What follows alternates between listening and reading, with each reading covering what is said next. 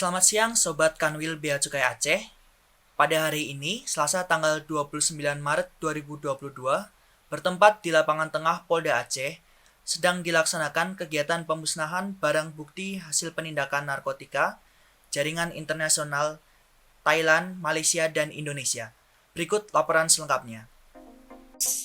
Sinergi Bea Cukai Aceh, Bea Cukai Khusus Kepulauan Riau, Pangkalan Sarana Operasi Tanjung Balai Karimun, Polda Aceh, Forkopimda Aceh, serta tokoh masyarakat bersama-sama melakukan pemusnahan barang bukti hasil penindakan narkotika selama periode bulan Januari dan Februari 2022, serta pemberian penghargaan dan apresiasi yang diberikan langsung oleh Kapolda Aceh kepada Kepala Kanwil Bea Cukai Aceh, Kepala Kanwil Bea Cukai Khusus Kepulauan Riau, dan Kepala Pangkalan Sarana Operasi Tanjung Balai Karimun.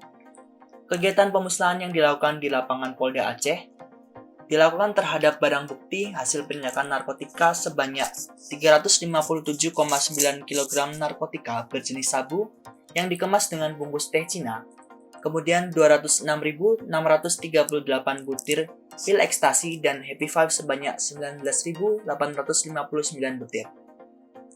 Adapun dari pengungkapan penindakan narkotika tersebut telah berhasil mengamankan tersangka sejumlah 8 orang, dan dari jumlah barang bukti yang telah disita, terhitung berhasil menyelamatkan generasi muda sekitar sebanyak 2 juta jiwa orang.